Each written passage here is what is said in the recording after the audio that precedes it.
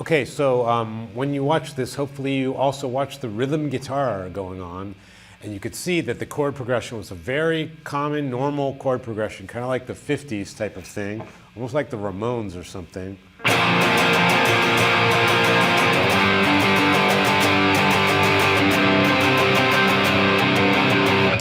All right, normally it would go to something like this.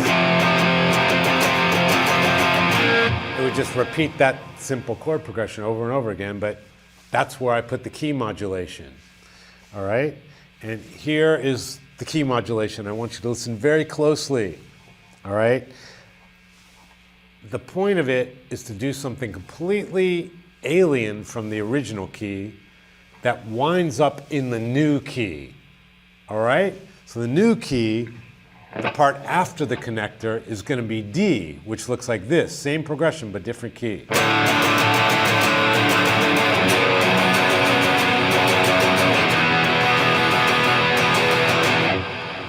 Same progression. All right, now let's get to the good part, the connector. How did I connect these things together? I came up with a phrase that looked like this.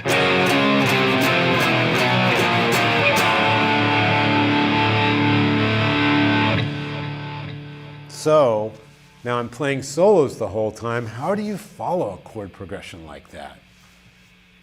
You certainly have to think about it a little bit because it's not a very typical series of chords. So this is the thing. And I'm sure that I'm not the person who invented such a concept, but I'm the first person that I ever heard do it in a rock context the way I solo over it. So the way to solo over this chord progression is to take each chord one at a time, and there's just about enough time on each chord to play maybe 2 notes.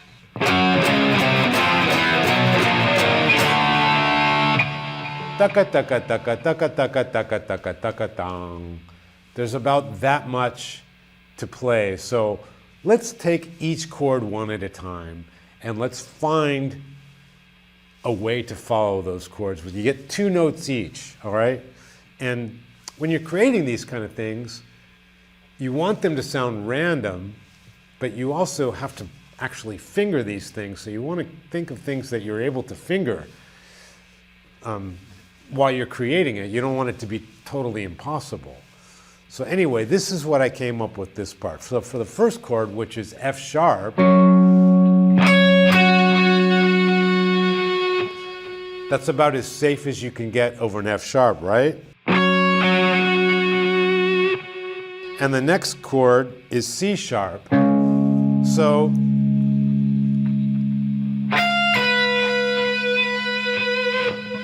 I made it like a 7th chord. C sharp 7. So going from the F sharp to the C sharp sounds like. That's a little bit odd, but fingering wise it's not too bad. All right, so the third chord is, it goes 1. So it's a C chord. So you're here.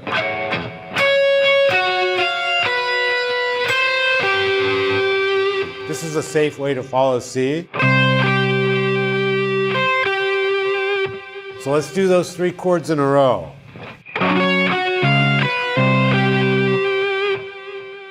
Some weird chords and very normal ways to follow each one, but since the chords are weird, it's starting to become this strange line. So let's go 1 more chord deeper. So the next one is.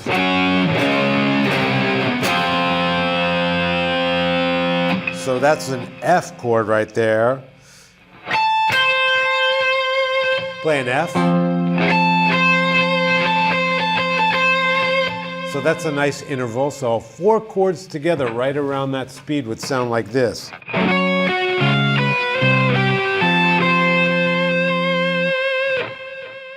It's not particularly pleasant, but each chord on its own is kind of pleasant. Listen closely. I'll play it again.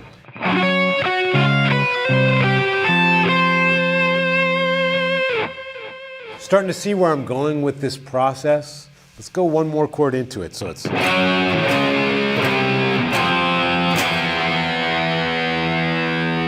Next chord is E. So let's see, how can we do an interesting E interval while I'm here?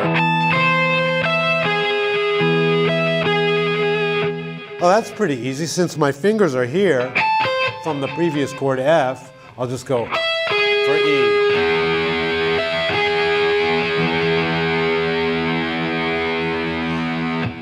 So for E, we have...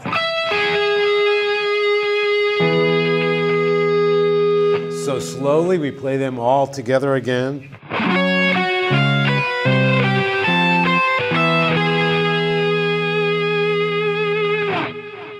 I know you got the process now. And the next chord will be...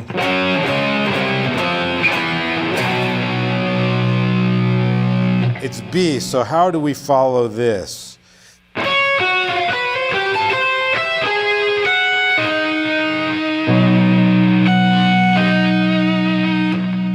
Now this gets kind of a little bit freaky here.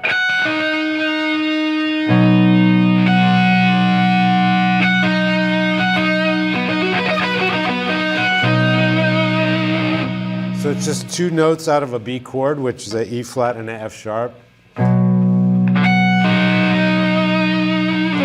So all together we have this.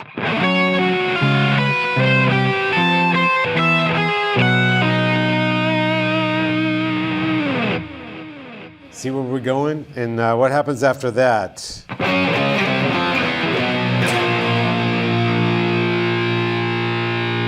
We have a B flat, so the only way I can remember how I did this is play the whole thing.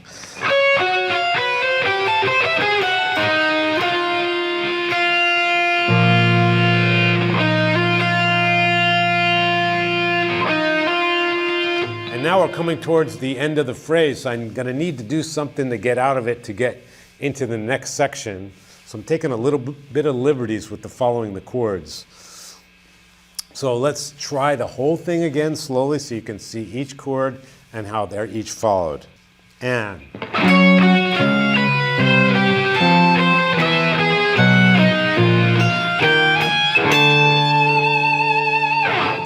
Okay, for me, key mods are just, I live for them. I love an interesting key mod, and they happen all over the place. Once you know what you're looking for, you hear them in a lot of pop songs. Well, not so many these days, actually, but if you listen to older pop songs, the really well-done ones, you'll hear interesting key mods. And when I hear one that's unique, it really kind of makes my ears stand up, and it's just really enjoyable. So in my music, especially instrumental music, man, key mods can like liven up things that would otherwise not be nearly as interesting. And sometimes a key mod at a nice unexpected place will just throw you so far off that you just get a tingle. You get like goosebumps from it sometimes.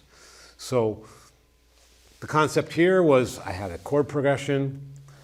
I knew I wanted to do a key mod, so how do you do something interesting?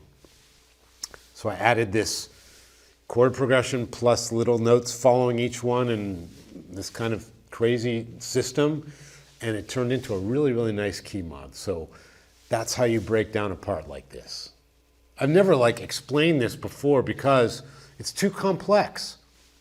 It's too complex to explain like in a guitar clinic or an interview. So I'm very happy that I have the opportunity to go this deep into parts like this because, you know, people think it's just magic coming up with this stuff, but there is a method in there, and key mods are a huge part of my playing. So I'm going to do some more later in the series, but this is a good one to start with.